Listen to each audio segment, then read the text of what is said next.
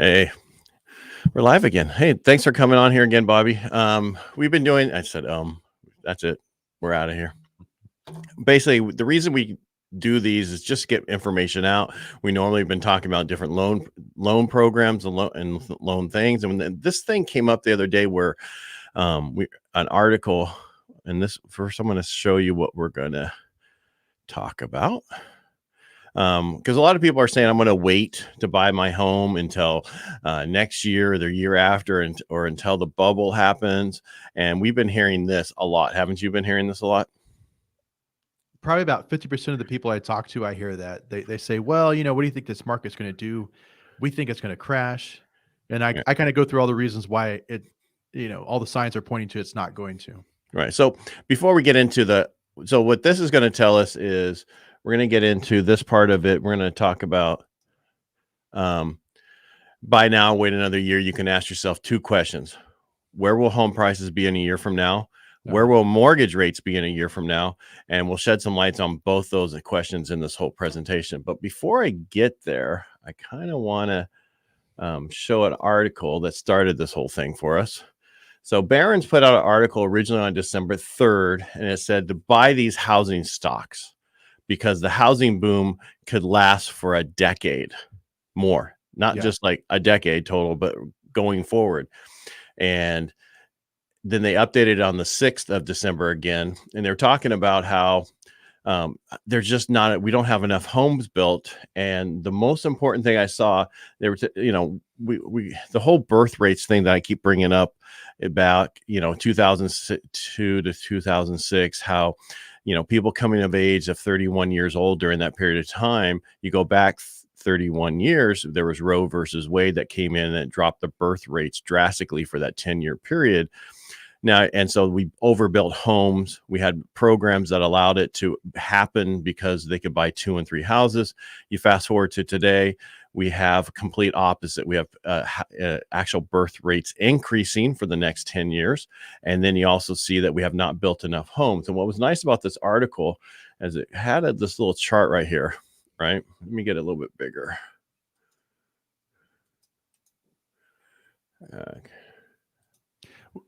Can you see it? Yeah. No, the whole birth rate thing. I know we've talked about a few times. It's still it's just surprising to see how it plays out. Where they legalize abortion and all of a sudden birth rates drop off and it affects the housing market. Right. 31 years later. And the reason I say 31 years is that's the average age that people come of age to buy their home. People do it earlier. Some people do it later. That's the average. But what I want to talk about here is the top of the market of 2005, our housing starts and actually completions of new homes was at 1.72 million homes. Huge, right? And prior to that, 1.6, 1.5. We come down to today where we have a shortage. This is 2020, 99 million. I'm not 99 million, 0.99 million. Then in 2021, estimate the max we're going to do is 1.11 million.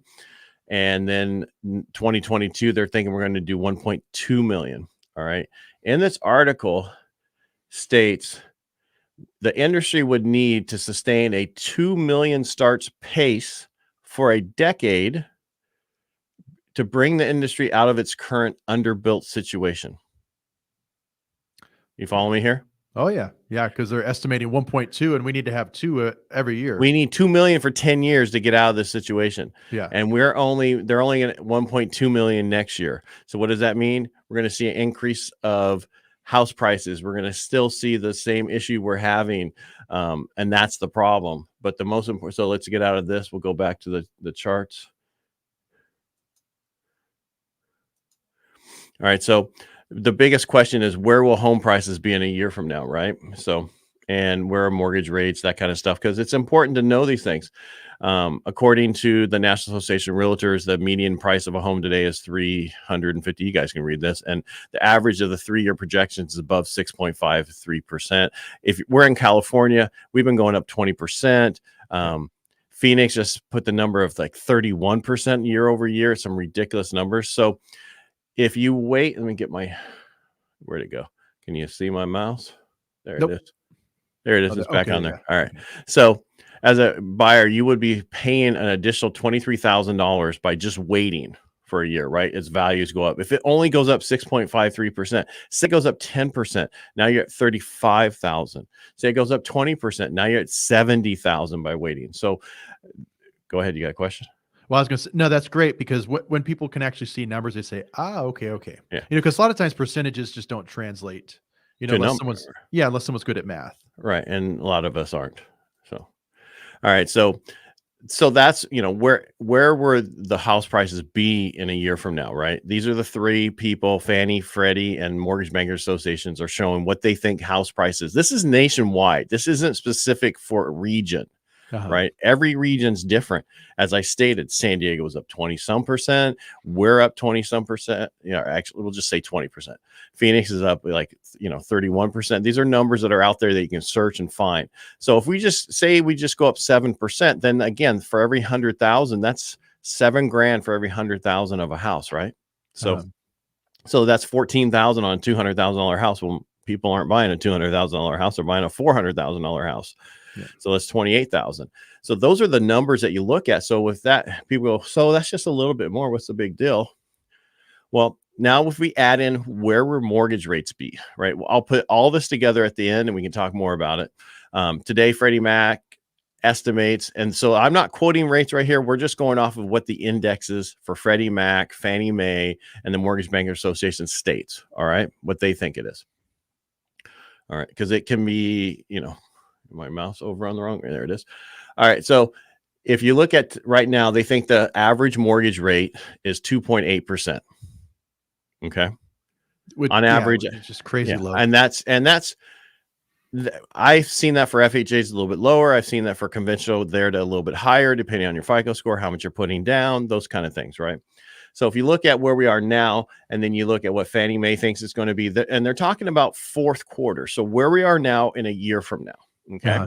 So that means they're thinking that rates are going to go up by a little over 0.5%, almost 6/8% here. Fannie Mae. Freddie Mac thinks it's going to go even higher than that. They think it's going to go up 1%, right? That's a 1% move. Yeah. Mortgage Banker Association thinks it's going to go up to 4%. So that's 1 1/8 move in interest rates.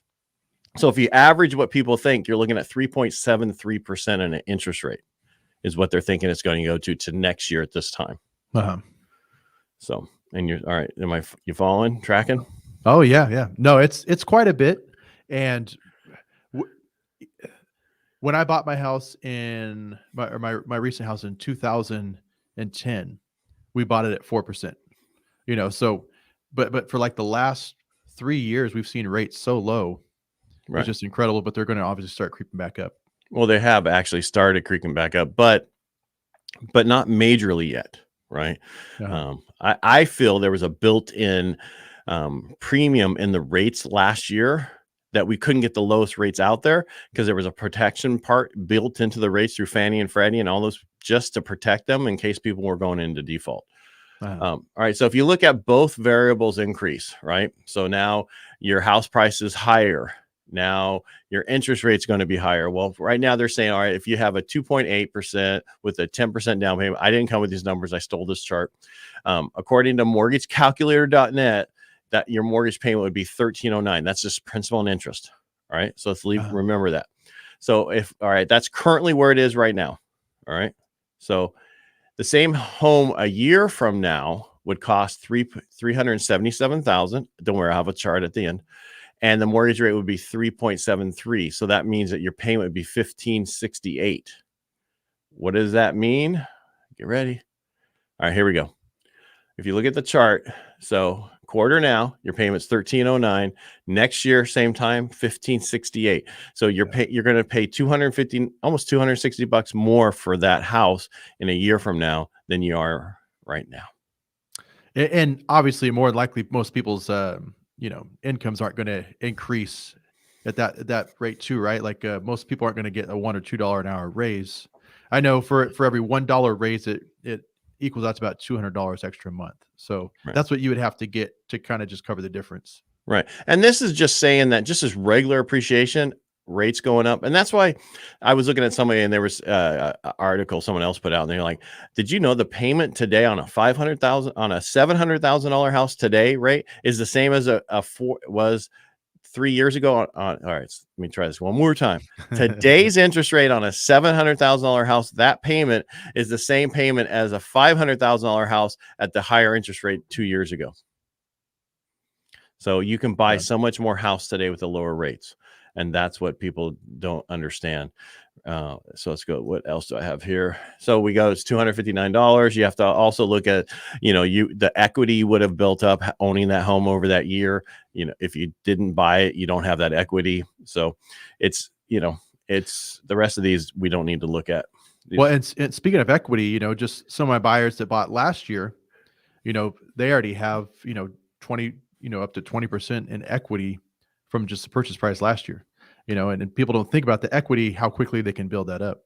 Right. But I mean, the biggest thing here is look now, because we're not seeing this bubble. If we go back to that Barron's article that says we have to build 2 million homes a year for the next 10 years to get caught up, and they're only estimating 1.2 million next year, that's means we're going to be doing this past that decade they're talking about. They're talking about a decade once we get to 2 million homes a year. Now, I wonder what some of the variables are as far as production of homes, right? So are they saying based on like the workforce we have right now? I mean, I wonder if there's some innovations that could expedite the home building process to get it to that 2 million. I think one of the biggest issues that we're having right now is the supply chain problems. We have, and then we're going to have inflation. We also have a lot of people not working, right? There's all these people who quit in August. 4 million people quit in September. Same thing. People just quit working. Yeah. And those are the sector jobs where people need those people. So I was talking to somebody else. There's so many jobs available. And I was somebody last night where I was at dinner, and they stated that they put, ad out and they had 30 people respond back that they wanted that position, and nobody came for the actual interview. I had the same problem when I was trying to hire a leasing agent most recently. I had maybe I think I had 9 interviews set up, and these are all ones that after going through like 100 resumes, right? Mm-hmm. And I spoke to those 9 people and scheduled the interviews. Of those 9 interviews, only 2 showed up and only 1 was qualified, and but it just surprised me how many people ghosted me. So I can imagine in the trades, if they're not being competitive with the wages, they're going to have a hard time finding tradespeople to continue to work hard and build the 2 million homes we need. Yeah. I mean, I'm sorry. I was looking to see if there was anything else that anybody asked. I don't know. I don't know what to do. I don't know where we're gonna go. So basically, what I'm seeing is we're going to have an issue going forward for a while. We're not going to see a bust, of the economy. And I'm not saying the economy, but of the housing market. In order for that to happen, we have to have more supply than demand. We're not even at a month supply right now, so we'd have to go completely opposite to a buyer's market. So I don't see that happening anytime soon until we have enough inventory. And a good way for people who might have been involved in the market back then, think about with the buyer's market. Remember when we had all the foreclosures and you saw all the, five houses on one block would have been foreclosed and vacant. That was definitely a buyer's market. Right. We're not in that situation now. Well, that was a financial crisis. It goes back to we overbuilt homes from 2002 to 2006 because of all these people coming of age that weren't coming of age. And then we had these programs where we allowed people to buy 2 and 3 homes without showing much income.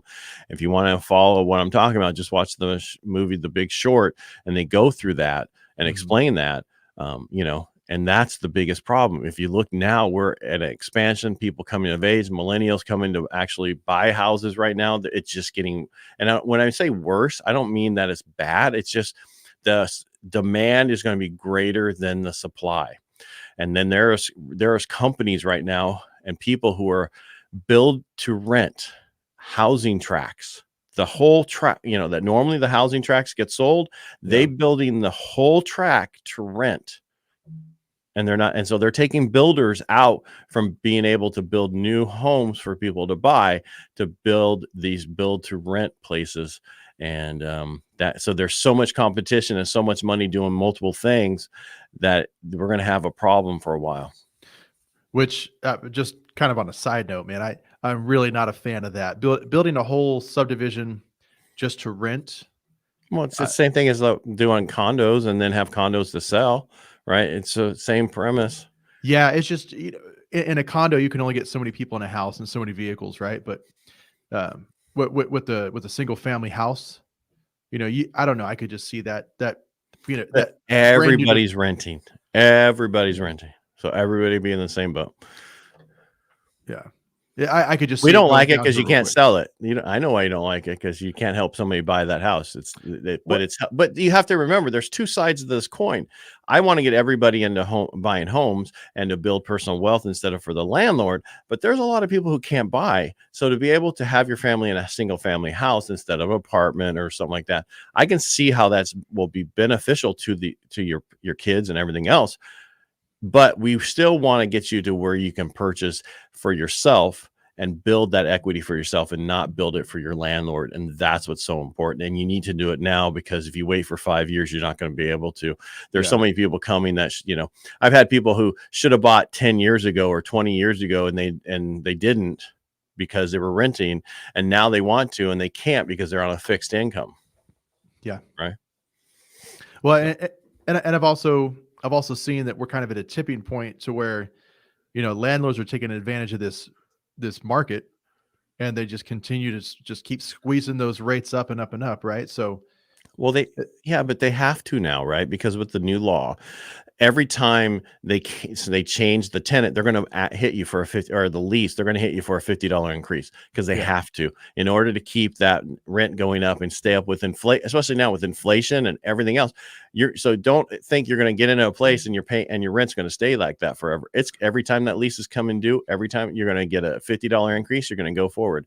So with that being said, I'm going to show keep going. I'm going to show the chart one last time about the cost of waiting. All right. But keep talking. That's why I've always told people, that rent caps and things like that sound nice for the tenant actually hurt them, because, like you said, it's forcing the hand of the landlord to make sure they get that 5% increase every time.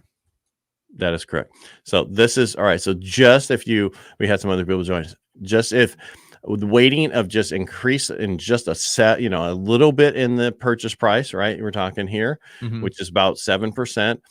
And then the interest rate in a year from now, the difference in both of those is $259 a month. So that means you might not be able to afford the 3. You might have to go down to a 3, a house that you don't want in order to buy, or for some people, you won't be able to afford. If you're close on FHA guidelines, you're not going to be able to afford to buy. So you have to do now. Go get help. I don't want to sound like that old commercial. If we want to help you, but if you don't want to get help here, that's fine. But please go get help. Please get into the process of getting ready to buy a house, because it's very important that you get there now, because it's going to get to a point where it's going to make it really difficult. And if you can help your kids now, help them buy the house now. One thing that people don't realize, if your child's going to school or whatever, you can help them with an FHA loan, buy a house. They don't have to have an income. You can use your income to help as a non-occupying co-borrower to help buy that house for them. And then that way they can have other people come in and rent it and pay for room and board like they would at school anyway. And then when you're done with that, you could sell it or keep it as a rental, and down the road, there's just so many things you can do. You should be buying real estate all the time. Is that something you see a lot in Turlock around the university? No, I know some people, when their kids go away, because if they live here, they have mom and dad most of the time. So, right. I mean, because it makes sense until they get to a point where they don't want to live with mom and dad. But yeah, it makes total sense to, if they're going to go away somewhere else, buy there and then keep it. And then if you're thinking about retiring somewhere else, buy that house now. Don't wait till 10 years from now or 15 years from now when you're going to retire, because they're going to pay 10 and 15 years prices higher. Get it now as a second home, Airbnb it, and then you just, when you don't want to live there, or don't Airbnb it, but buy it now, because you're going to get it so much cheaper. And I'm done. Yeah. I'm going to get off my soapbox. No, it's still a great time to buy. Just an example for whoever's watching this video. Last night I showed a 3-bed 2-bath house. It was about 1,600 square feet. It wasn't move-in ready. I mean, carpets had It was some pretty rough. bad stain. Is what It you're was saying? rough. It needed some paint, needed some work, had like $5,000 in pest work needed to be done. And it was still, appraised at 420. So it's not going to get any better. Yeah. Yeah. I mean, if you're in that 400 to 425 range, you're going to start running out of neighborhoods that you can buy in, or you're going to have to go for an older home, like a 2-bedroom, 1-bath, and look at adding on to it later on down the road. Yeah, because the FHA for Stanislaus County went to 420 something. So that means now you're at 423 to 425 as a purchase price. Well, that means everybody's running there now. Yeah. Right. Yep. Be the first one there. Buy now. The best time to buy it is in December. There's 10 best days of the year to buy, and 7 of them are in December. And I think we only went past 1 right now. So buy them. If you want to know what those dates are, reach out to me and I'll tell you. Yeah. Anytime around Christmas, if there's a house on the market, there's a lot less competition. Right. Well, of course, because people are focused on other things. Yeah. But those people that are selling their house, they have to sell it because they have a job transfer or something like that. Well, they want to sell it anyway. So, all right, sir. Thanks for being on today. I really appreciate it. And I hope everybody enjoyed the little nuggets we put out today. And if you like what we're doing, just follow us. And if you want us to cover something, please reach out and ask those questions. You can make it a comment. You can just, message us through Facebook or, whatever. Just get to us. Let us know what you want to do. Yeah. Anything you want to talk about. Yep. Thanks, Bob. Thanks so much. Good day.